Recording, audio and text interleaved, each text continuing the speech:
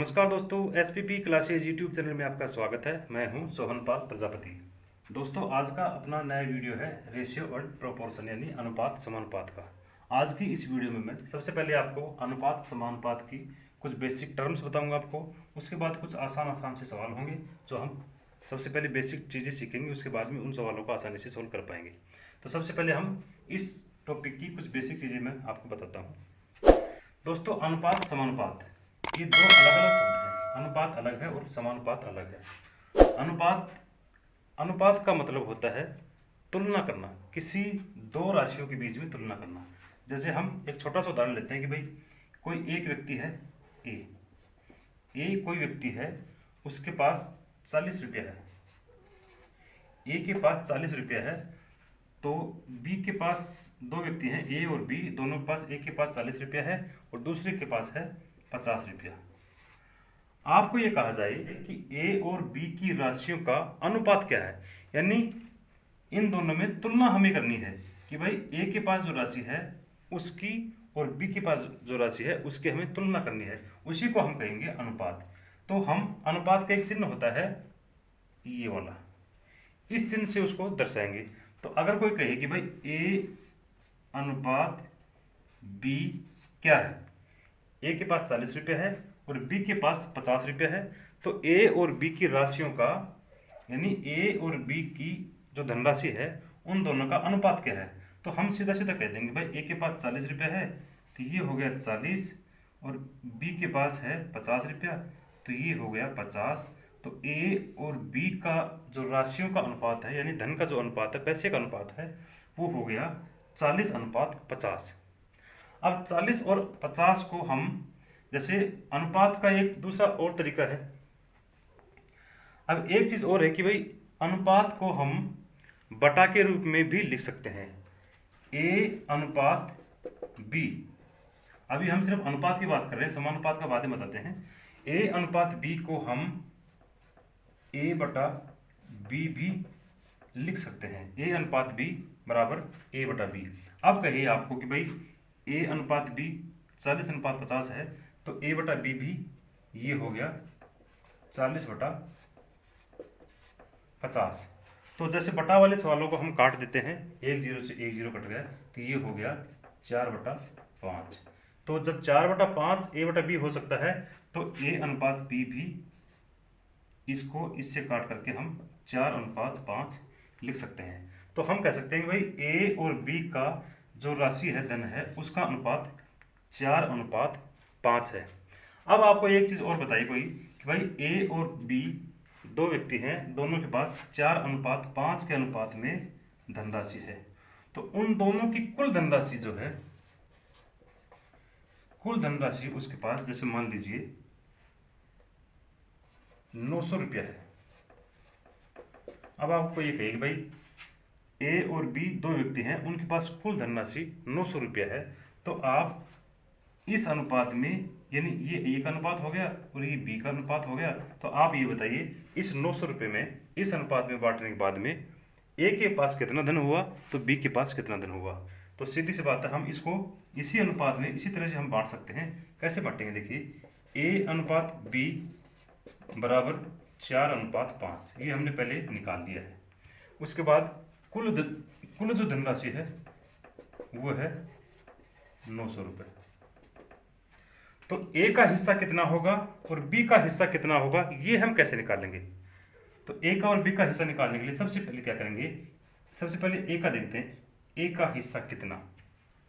ए का हिस्सा कितना था इसमें अनुपात में, अनुपात में ए का हिस्सा था 4 रुपया। ठीक है, 4 रुपया नहीं, सॉरी 4। ए का जो अनुपात था वो था 4। तो उसको जो 900 रुपये में से कितने रुपए मिलेंगे, 4 जो हिस्सा है 4 वो कितने में से है, टोटल में से। यानी अगर 4 और 5 को दोनों को जोड़ें तो 4 और 5 हो गया 9। तो 9 में से इसका हिस्सा 4 है और इसका हिस्सा 5 है। तो कुल जो है टोटल राशि अनुपात वाली उसको लिखेंगे नीचे, उसके बाद कितने में से बांटना है उसको लिख देंगे गुणा में। ये तरीका है ए और बी का, यानी इसके बाद ए और बी के अलावा सी डी ई कितने भी हो सकते हैं, एक दो से ज़्यादा व्यक्ति भी हो सकते हैं, तो इसको इस तरह से बांट देंगे। तो ये होगा 9 एकम 9, तो ये होगा 400 रुपया। इसी प्रकार बी का हम बांट देंगे। बी का धन कितना हुआ इसको आप निकाल लेंगे भाई।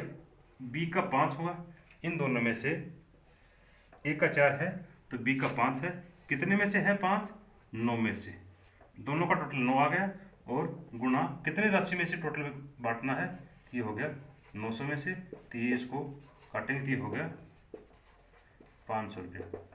तो इस तरीके से हम दोनों की, दो व्यक्ति या दो से अधिक व्यक्ति भी हो सकते हैं, उनकी राशियों में जो तुलना करते हैं उन तुलना को ही हम अनुपात कहते हैं। ये तो हुई अनुपात की बात। अब दूसरा अपना शब्द है समानुपात। अब समानुपात क्या है देखिए, अनुपात तो दो व्यक्तियों या दो से अधिक व्यक्तियों को हम रेशियो के रूप में यानी तुलनात्मक रूप में अगर लिखें तो वो होता है अनुपात। अब समानुपात क्या है? समानुपात होता है, जैसे अभी हमने दो व्यक्तियों की बात की कि भाई दो व्यक्ति हैं, एक व्यक्ति है ए और एक व्यक्ति है बी। इन दोनों का कोई अनुपात है, यानी इनके पास कोई धनराशि है और बी के पास भी कोई धनराशि है, इन दोनों का कुछ रेशियो में अनुपात है। अब ये कह रहा है कि दो व्यक्ति और हैं, सी और डी। सी और डी भी कोई व्यक्ति हैं। अगर ए अनुपात बी, ए और बी के बाद में उस राशि का जो रेशियो है वही रेशियो अगर सी अनुपात डी का है, तो ए अनुपात बी और सी अनुपात डी दोनों आपस में बराबर होंगे। यानी ए का जो रेशियो बी के साथ है वही रेशियो अगर सी का डी के साथ है, तो ए अनुपात बी और सी अनुपात डी दोनों अनुपात आपस में बराबर होंगे। जैसे ये होगा ए बटा, तो ये होगा ए बटा बी। अभी बताया मैंने आपको, इनको ए बटा बी के फॉर्म में भी ले सकते हैं। तो ए बटा बी बराबर सी बटा डी। ए बटा बी और सी बटा डी आपस में बराबर होंगे। तो ऐसी स्थिति में हम क्या करते हैं कि भाई हम क्रॉस मल्टीप्लाई करते हैं, तो कि ए डी बराबर बी सी, ए डी बराबर बी सी। ये होता है अपना बटा वाला सवाल। अब ये क्या करता है कि भाई अनुपात वाले, जैसे बटा वाला होता है तो हम उनको क्या करते हैं कि भाई बीच में बराबर का निशान लगा करके दिखा देते हैं कि इसका जो बटा है वही बटा इसका है, तो हम इसको इस तरह से लिख सकते हैं। अब ये है अनुपात वाला। अनुपात वाला जब दो अनुपात दोनों आपस में समान होते हैं तो उनको बराबर के चिन्ह से ना दिखा करके उनको समानुपात के चिन्ह से दिखाते हैं। समानुपात का चिन्ह वही होता है, दो बार अनुपात का निशान लगा दीजिए, ये हो गया समानुपात। तो ये हो गया ए अनुपात बी समानुपात सी अनुपात डी। तो जैसे अभी हमने देखा था कि भाई हमने क्रॉस मल्टीप्लाई किया तो ए को डी से मल्टीप्लाई किया, ए को डी से। तो जैसे बटा वाले सवालों में ए को डी से मल्टीप्लाई किया, तो अब अनुपात और बटा एक ही चीज़ है, तो हम यह देखेंगे कि भाई ए और डी दोनों कहाँ है। इसने क्या किया, इस वाली चीज़ को इससे गुणा किया, ए डी हो गया। ए और डी क्रॉस मल्टीप्लाई जब हमने किया बटा वाले सवालों को, तो ए के साथ साथ डी गुणा हुआ है, जो कि अंत में पहली जो चीज़ है वो आखिरी वाली चीज़ से गुणा हो रही है। तो इसमें कहाँ वो चीज़ें, ये दोनों यहाँ पे हैं, इसको इससे गुणा करेंगे, और दोनों दूसरी क्या है बी और सी, बी और सी ये इससे गुणा हुआ है। तो जब ए और डी को आपस में गुणा करेंगे तो वही चीज़ आएगी जो बी और सी को गुणा करने पर आएगी। तो इससे ये सिद्ध होता है कि भाई जब कोई दो अनुपात आपस में समान होते हैं यानी समानुपात होते हैं, चार राशियां समानुपात के रूप में है, जब ये अनुपात बराबर है इस अनुपात के तो ये समानुपात हो गया। तो समानुपात के रूप में चार राशियां अगर हमें दी हुई हैं तो हम उसको जो बाहर वाले दोनों पद हैं, बाहरी पद, इनको और अंदर वाले दोनों पदों को गुणा करेंगे तो वो सेम होगा। यानी ए डी बराबर बी सी। ये रूल है अनुपात वाले सवालों का कि बाहरी पदों को जब आपस में गुणा करेंगे तो जो राशि आएगी वही आएगी अंदर वाले पदों को गुणा करने पर। कैसे, देखिए एक उदाहरण लेकर समझते हैं कि जैसे मान लीजिए ए और बी दोनों 5:10 के अनुपात में है, और सी और डी जैसे मान लीजिए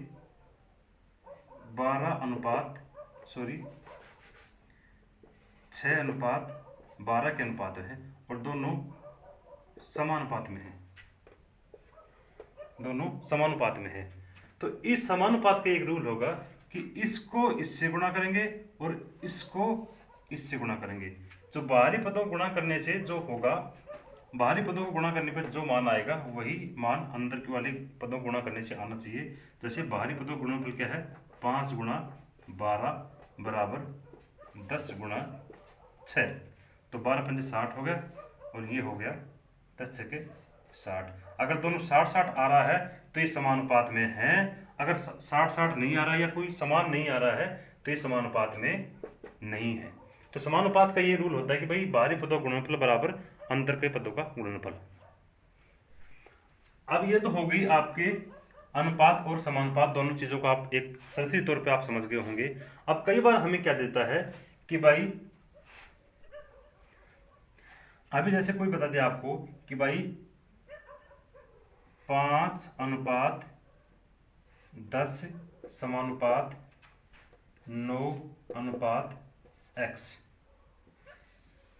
ये समानुपात में है, 4 राशियां समानुपात के रूप में है, तो आप x का मान ज्ञात करो। x का मान क्या है ये ज्ञात करो।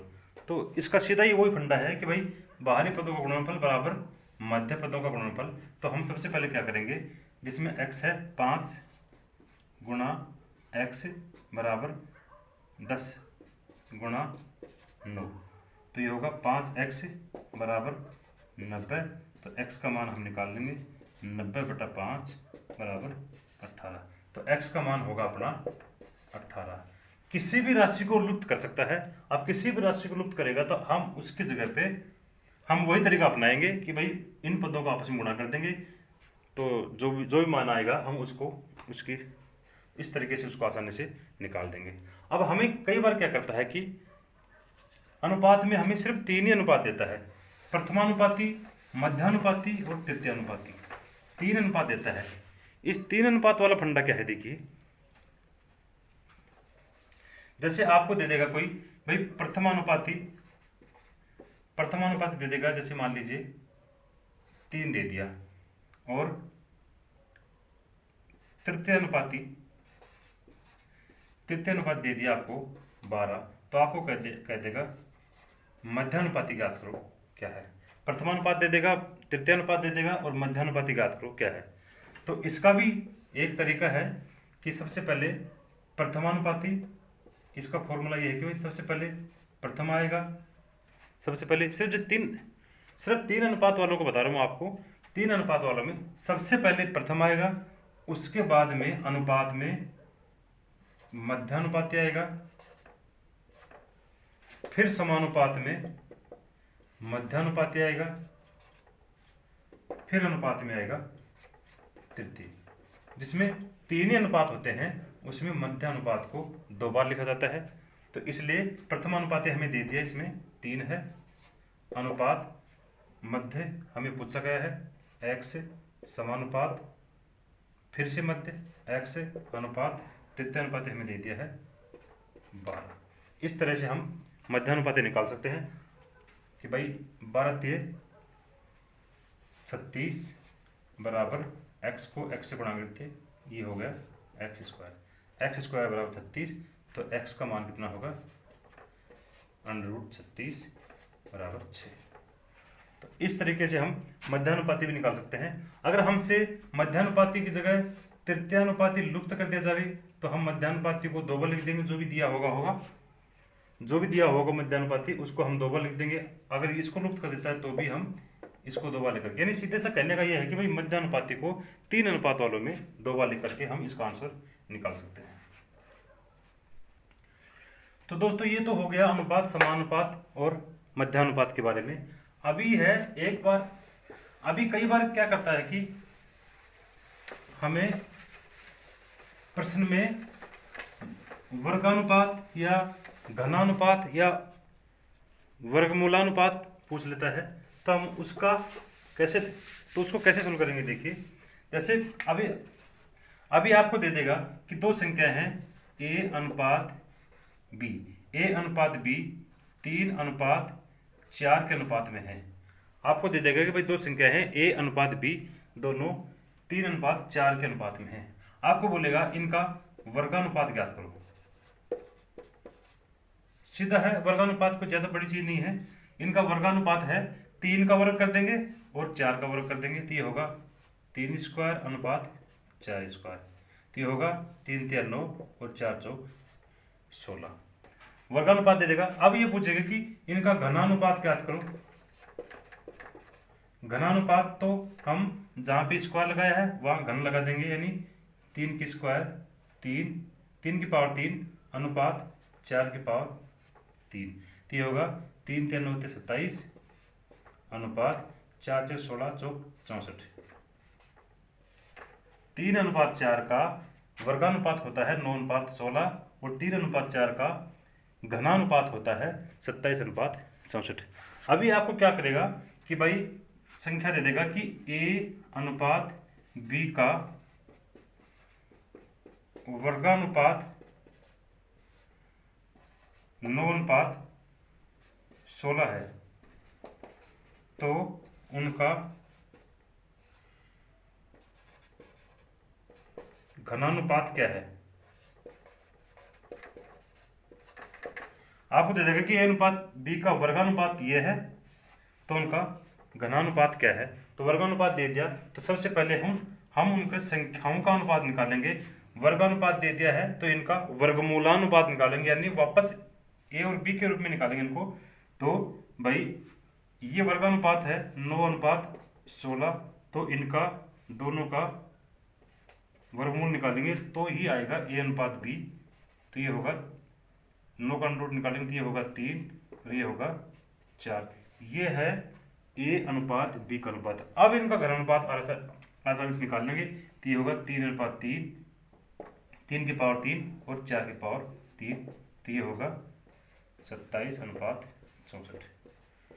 तो ऐसे सवाल वर्गानुपात के या फिर घनानुपात के कई बार परीक्षा में पूछ देता है, तो उनसे घबराना नहीं है। हम इस तरीके से उनका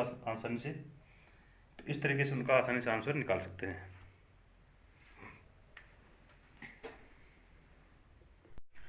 अभी हम अनुपात और समानुपात से संबंधित कुछ आसान से सवाल ले लेते हैं, उनको कैसे सोल्व करेंगे देखिए।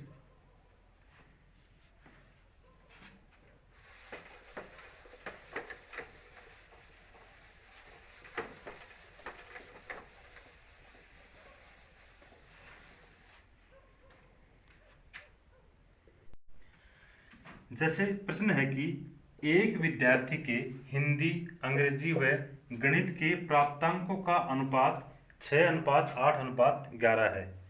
यदि तीनों विषयों में उसने कुल 650 अंक प्राप्त किए तो हिंदी में प्राप्तांक कितने हैं। यानी एक विद्यार्थी है, उसने हिंदी, अंग्रेजी और गणित का एग्जाम दिया जिसमें उसमें इस अनुपात में अंक प्राप्त किए। अब उसने इन तीनों विषयों में मिलकर के टोटल अंक 650 प्राप्त किए। तो पूछ रहा है हमसे कि हिंदी के प्राप्तांक कितने। हिंदी का अनुपात कितना है, पहले हिंदी है तो पहले ये हो गया हिंदी का अनुपात। अब सीधा सा अभी हमने थोड़ी देर पहले पढ़ाया था कि भाई अनुपात निकालने के लिए, अनुपात की राशियों का हम टोटल निकालने के लिए हम क्या करते हैं, सबसे पहले भाई हिंदी, सबसे पहले भाई इसने हिंदी में पूछा है तो हिंदी के प्राप्तांक कितने हैं। हिंदी के प्राप्तांक, हिंदी का अनुपातिक रेशियो क्या है 6। उसके बाद में 6 कितने में से प्राप्त किए उसने, प्राप्तांक कितने हैं, यानी प्राप्तांकों का जो रेशियो जो है उसमें उसका टोटल क्या है 11, 6 8 14 11 25। 25 में से उसने 6 प्राप्त किए, यानी 25 का जो रेशियो है, टोटल जो रेशियो है तीनों का वो 25 है। 25 में से इसके अकेले के 6 हैं और कुल अंक कितने हैं वो है 650। तो ये हो गए हिंदी के प्राप्तांक। ये हो गया 26, 25 को 650 से काटेंगे तो ये होगा 26, यानी 26 को 6 से गुणा करेंगे तो ये होगा 6 6 के 36, 6 दूनी 12 और 3 15, 156 अंक हिंदी के अंक हो गए उसके 156 अंक। अगर हमसे ये पूछ लेता कि भाई अंग्रेजी के प्राप्त अंक कितने हैं, तो हम जहाँ 6 लिखा है हमने जहाँ पे 6 लिखा है हम वहाँ पे लिख देते 8, और टोटल तीनों का वही 25 है, तो ये हो जाता, इसको 650 से गुणा कर देते, तो ये हो गया 26 से गुणा करेंगे तो ये होगा 8 से 48, और 8 दूनी 16 और 4 20। ये हो गया अपना अंग्रेजी का प्राप्तांक। इसी प्रकार हम गणित का निकालते थे, गणित में यहाँ पे 11 लिख देते। इस प्रकार के अनुपात के सवालों को हम आसानी से इस तरीके से सोल्व कर सकते हैं। तो दोस्तों ये तो हो गया एक आसान सवाल जो अनुपात से संबंधित था। अभी हम अगली वीडियो में हम एग्जाम में पूछे जाने वाले कुछ इंपॉर्टेंट और कुछ हार्ड लेवल के प्रश्न सोल्व करेंगे। ये वीडियो आपको कैसा लगा आप कमेंट करके जरूर बताएं। अगर वीडियो अच्छा लगा हो तो वीडियो को लाइक करके चैनल को सब्सक्राइब करें, और हाँ अपने दोस्तों में ये वीडियो जरूर शेयर करें। Thank you.